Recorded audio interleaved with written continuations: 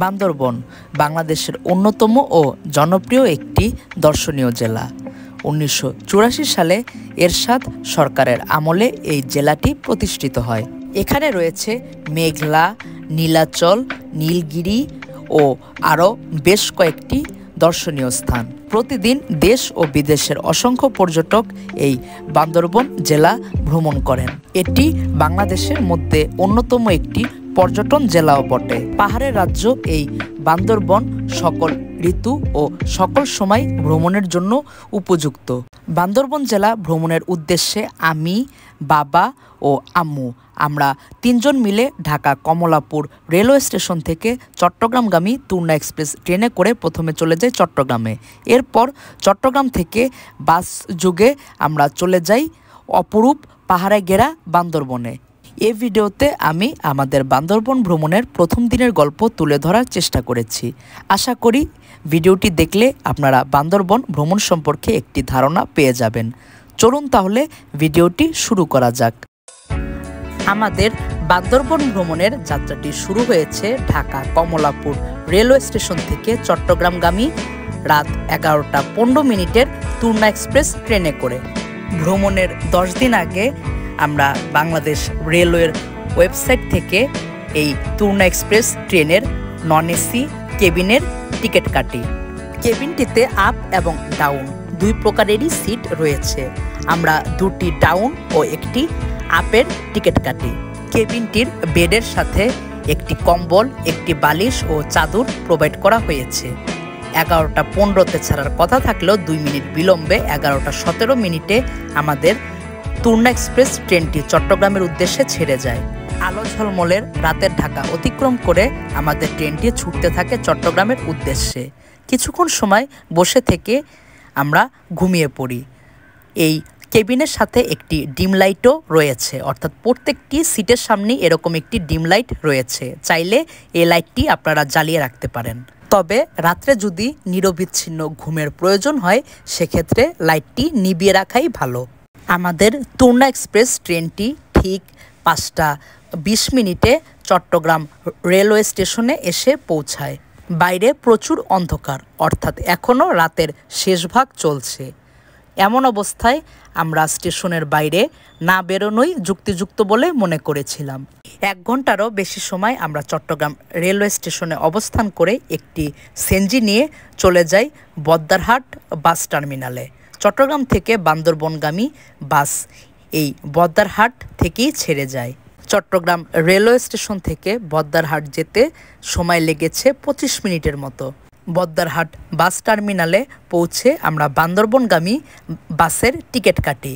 এখান থেকে পূর্বানী ও পূরবী নামে 2টি বাস সকাল 7টা থেকে রাত 8টা পর্যন্ত বান্দরবনের উদ্দেশ্যে ছেড়ে যায়। কর্ণফুলী নদীর উপর দিয়ে চট্টগ্রাম থেকে বান্দরবন যেতে সময় লেগেছে 2 ঘন্টার মতো। বান্দরবন পৌঁছে আমরা সরাসরি চলে যাই আমাদের হোটেলের উদ্দেশ্যে। এবারের বান্দরবন ভ্রমণে আমরা অবস্থান করি হোটেল গ্র্যান্ড ভ্যালিতে। এটি বান্দরবন বাসস্ট্যান্ডের খুবই নিকটবর্তী স্থানে অবস্থিত।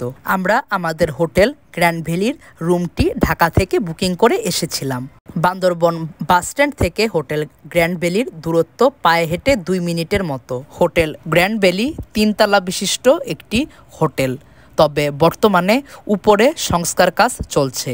ভবিষ্যতে এই হোটেলের তালার সংখ্যা আরও বাড়বে। তো হোটেল গ্র্যান্ড ভ্যালির অবস্থান একটু গলির ভিতরে, কিন্তু এটি বান্দরবন বাসস্ট্যান্ড থেকে পায়ে হেঁটে মাত্র 2 মিনিটের দূরত্ব, যেমনটা বলছিলাম। আর এটি হচ্ছে হোটেল গ্র্যান্ড ভ্যালির রিসিপশনের বাইরে, অর্থাৎ রিসিপশনের সামনে খুব সুন্দর একটি জায়গা রয়েছে। রিসিপশনটি বেশ বড়। আমরা হোটেল গ্র্যান্ড ভ্যালির রিসিপশনের আনুষ্ঠানিকতা সেরে সরাসরি চলে যাই আমাদের বুকিংকৃত রুমে। এটি হচ্ছে আমাদের হোটেল গ্র্যান্ড ভ্যালির রুম।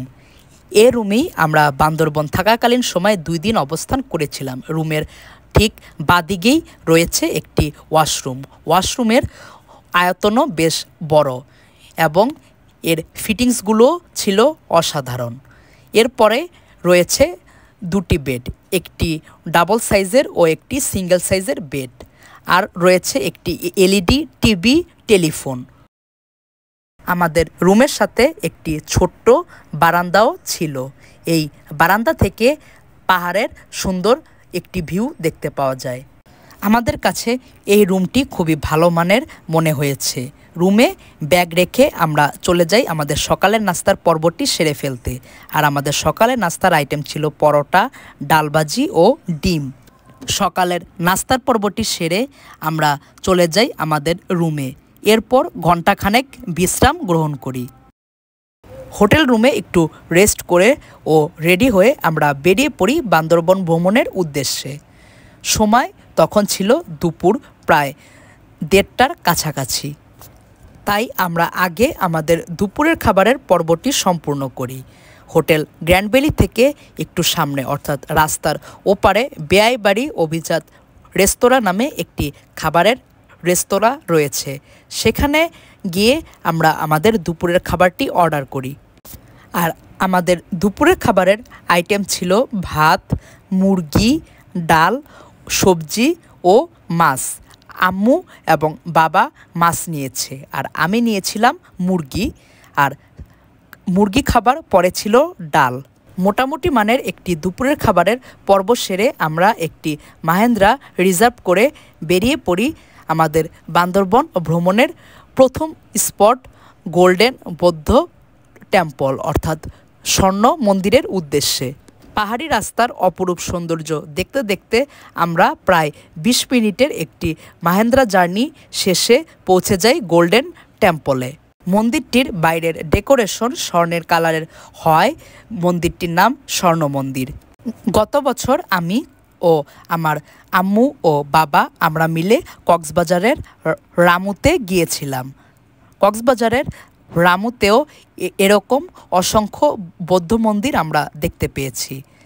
এই বান্দরবনের স্বর্ণ মন্দিরে ঢোকার গেটের দুই পাশে রয়েছে দুটি সিংহের মূর্তি ও ওই দূরে রয়েছে একটি গৌতম বুদ্ধের মূর্তি। স্বর্ণ মন্দির দেখে আমরা চলে আসি মেঘলা পর্যটন কেন্দ্রে। এটি স্বর্ণ মন্দির থেকে 5 মিনিটের পথ। জনপ্রতি 50 টাকা দিয়ে টিকিট কেটে আমরা ভিতরে প্রবেশ করি। আর ভিতরে প্রবেশ করি আমরা দেখতে পাই অসংখ্য গাছপালা। মেঘলা পর্যটন কেন্দ্রটি একটি পাহাড়ের উপর অবস্থিত। এখানে সিঁড়ি এবং পাহাড়ি ঢাল দুই দিক দিয়েই উঠা এবং নামার ব্যবস্থা রয়েছে। আমরা নামার সময় নেমেছি পাহাড়ি ঢাল দিয়ে ও উঠার সময় উঠেছি সিঁড়ি দিয়ে। একটু সামনে এগোনোর পর আমরা এই মেঘলা পর্যটন কেন্দ্রের একটি ম্যাপ দেখতে পাই। অর্থাৎ এই মেঘলা পর্যটন কেন্দ্রের ভিতরে যা যা আছে সবই উল্লেখ আছে এই ম্যাপে। ম্যাপটি দেখে আমরা আবারও সামনের দিকে অগ্রসর হতে শুরু করি। একটু সামনে এগোনোর পরেই আমাদের চোখে পড়ে একটি ঝুলন্ত ব্রিজ। এই ঝুলন্ত ব্রিজটি অনেকটা রাঙামাটির ঝুলন্ত ব্রিজের আদলে তৈরি করা হয়েছে। এই ঝুলন্ত ব্রিজটি মেঘলা পর্যটন কেন্দ্রের আকর্ষণ আরও দ্বিগুণ বৃদ্ধি করেছে। ঝুলন্ত ব্রিজের নিচ দিয়ে বয়ে গেছে একটি লেক ও ঝুলন্ত ব্রিজটির নিচের পাটাতনের কালারও আকর্ষণীয়। ঝুলন্ত ব্রিজের অপর পাশে রয়েছে কিছু বসার জায়গা। এই জায়গায় বসে লেকের ও আশেপাশের সুন্দর কিছু ভিউ দেখতে পাওয়া যায়। ঝুলন্ত ব্রিজ থেকে একটু সামনে এগুলেই রয়েছে ক্যাবল কারের ব্যবস্থা। এই ক্যাবল কারে চড়তে হলে তার টিকিট বাইরে থেকে ক্রয় করতে হয়। আমরা বাইরে থেকে 2টি ক্যাবল কারের টিকিট ক্রয় করেছিলাম। আমি এবং আম্মু আমরা 2 জন ক্যাবল কারে উঠি। এই ক্যাবল কার থেকে মেঘলা পর্যটন কেন্দ্র ও তার ভিতর বয়ে যাওয়া এই কৃত্রিম লেকের সুন্দর একটি ভিউ দেখতে পাওয়া যায়। লেকের দুই পাশে সবুজে ঘেরা বিশাল বিশাল পাহাড় এই মেঘলা পর্যটন কেন্দ্রের সৌন্দর্য আরও দ্বিগুণ বৃদ্ধি করেছে। আপনারা দেখতে পাচ্ছেন ক্যাবল কারের ভিতর থেকে মেঘলা পর্যটন কেন্দ্রের ভিউ জাস্ট অসাধারণ। মাশাআল্লাহ, আল্লাহর সৃষ্টি কতই না সুন্দর। আপনারা কেউ মেঘলা পর্যটন কেন্দ্রে আসলে অবশ্যই এই ক্যাবল কারে চড়ে যাবেন। 5 মিনিটের একটি ক্যাবল কারের জার্নি শেষ করে আমরা মেঘলা পর্যটন কেন্দ্রের ভিতরে অবস্থিত সেই ঝুলন্ত ব্রিজ ধরে ওপারে চলে যাই। এখানে বয়ে যাওয়া কৃত্রিম লেকের ভিতরে অনেক রাজহাঁসও রয়েছে। এই রাজহাঁসগুলো লেক ও আশেপাশের সৌন্দর্য বৃদ্ধির অন্যতম কারণ। ঝুলন্ত বৃষ্টির পাশে বসার জন্য এরকম সুন্দর করে ডেকোরেশন করে দেওয়া হয়েছে। এখানে বসলে আপনারা লেকের সুন্দর একটি ভিউ দেখতে পাবেন ও এখানে চাইলে কিছু ছবি তুলে নিতে পারেন স্মৃতির পাতায় রেখে দেওয়ার জন্য। ঝুলন্ত বৃষ্টির পাটাতনের কালারগুলো কিন্তু অনেকটা আকর্ষণীয় বলা যায়। এই মেঘলা পর্যটন কেন্দ্রের ভিতরে একটি রেস্ট হাউসও রয়েছে ও এই রেস্ট হাউসের পাশে অর্থাৎ লেকে আপনারা চাইলে কায়াকিং ও বোট দিয়ে পুরো লেকও ঘুরতে পারবেন। এবং রেস্ট হাউসের পাশে আরও একটি ঝুলন্ত ব্রিজ রয়েছে। যদিও এই ঝুলন্ত ব্রিজটি আয়তনে অনেকটা ছোট, কিন্তু এর পাটাতনের কালারও আকর্ষণীয়। আমরা মেঘলা পর্যটন কেন্দ্রে প্রবেশের সময় ঢাল দিয়ে নেমেছিলাম, কিন্তু ওঠার সময় আমরা সিঁড়ি দিয়ে উঠেছিলাম। এই সিঁড়ি দিয়েই আমরা উপরে উঠে পড়ি। আর এই যে এখানে রয়েছে মেঘলা পর্যটন কেন্দ্রের ম্যাপ, যেটি এই মেঘলা পর্যটন কেন্দ্রে প্রবেশের পরপরই দেখতে পাওয়া যায়। অর্থাৎ আমাদের মেঘলা পর্যটন কেন্দ্র ঘোরা শেষ হয়েছে। মেঘলা পর্যটন কেন্দ্র ভ্রমণ শেষ করে আমরা আমাদের রিজার্ভ করা মাহেন্দ্রটি নিয়ে চলে যাই বান্দরবনের অন্যতম ও জনপ্রিয় আরও একটি দর্শনীয় স্থান নীলাচলের উদ্দেশ্যে। আশেপাশের অপরূপ প্রকৃতি দেখতে দেখতে আমাদের মেঘলা পর্যটন কেন্দ্র থেকে নীলাচল যেতে সময় লেগেছে প্রায় 25 মিনিটের মতো। এটি হচ্ছে নীলাচল পর্যটন কেন্দ্রে প্রবেশের মেইন গেট। এখান থেকে টিকিট কেটে দর্শনার্থীরা ভিতরে প্রবেশ করেন। আমরাও এই গেট থেকে টিকিট কেটে নীলাচলের ভিতরে প্রবেশ করি। নীলাচলের ভিতর প্রবেশের পরপরই এরকম একটি ভিউ দেখতে পাওয়া যায়। বান্দরবন জেলা প্রশাসনের আওতাধীন বান্দরবন শহর থেকে প্রায় 6 কিলোমিটার দূরে টাইগার পাড়ার পাহাড় চূড়ায় এই নীলাচল পর্যটন কেন্দ্রটি অবস্থিত।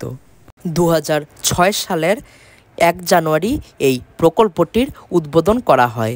এখান থেকে পাহাড় এবং মেঘের সুন্দর একটি কম্বিনেশন দেখতে পাওয়া যায়। এখানে পড়ন্ত বিকেলে গিয়েছিলাম।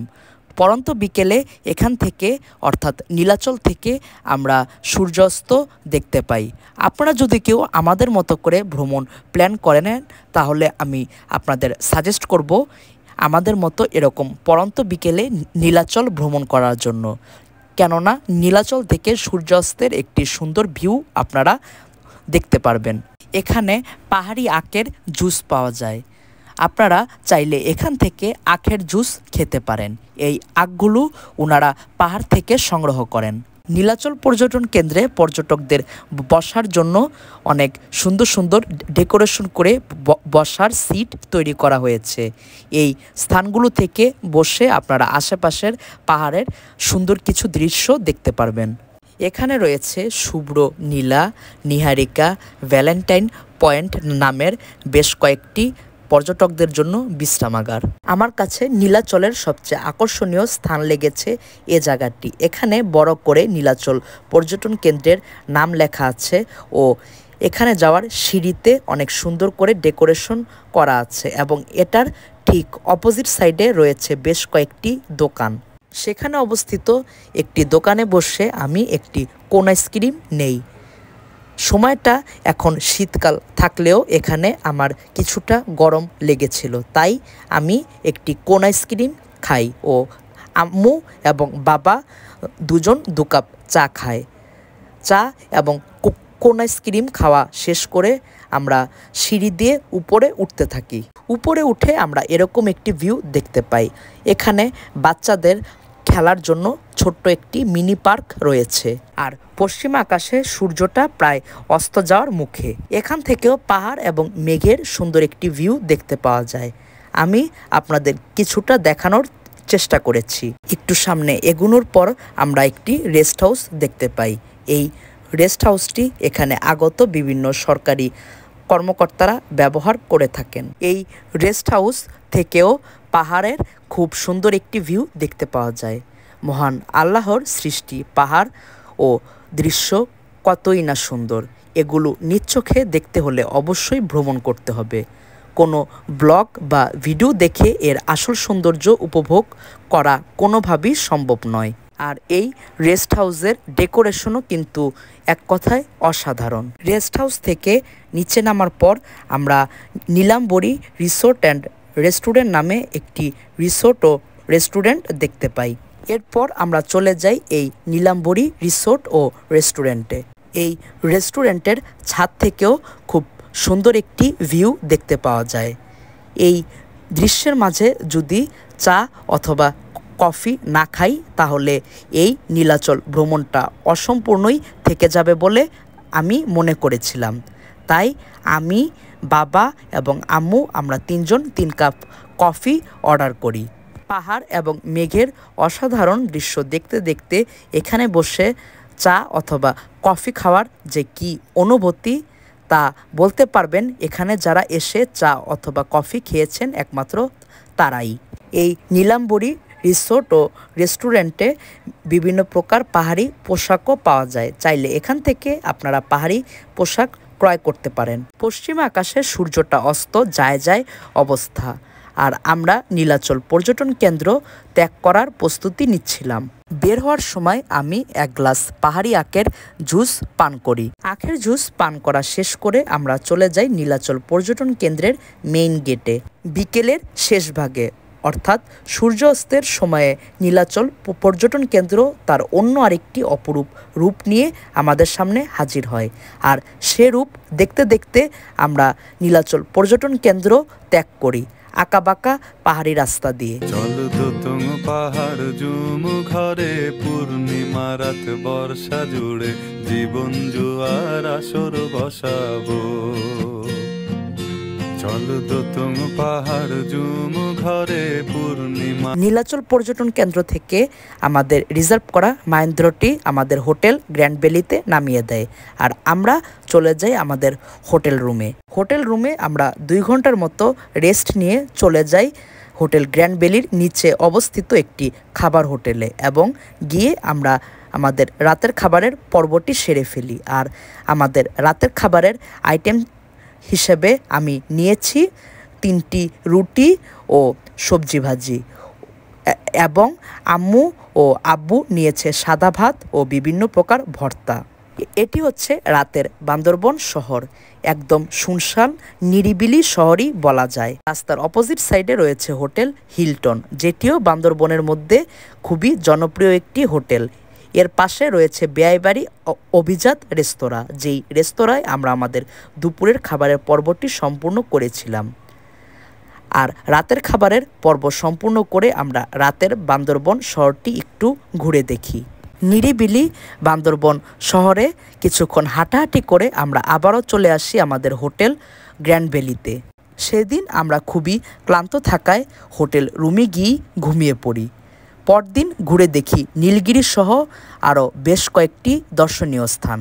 সব কিছু ঠিক থাকলে আমার পরবর্তী ভিডিওতে নীলগিরি ও কয়েকটি দর্শনীয় স্থান ভ্রমণের গল্প তুলে ধরার চেষ্টা করব ইনশাল্লাহ। সে পর্যন্ত সকলে ভালো থাকবেন, সুস্থ থাকবেন। চ্যানেলের কোনো নতুন অতিথি ভিডিওটি দেখে থাকলে আপনাদের কাছে অনুরোধ চ্যানেলটি সাবস্ক্রাইব করার। সকলকে শুভকামনা জানিয়ে আজকের মতো আমি আবেশ ইন্তেশার অনেক বিদায় নিচ্ছি। আসসালামু আলাইকুম।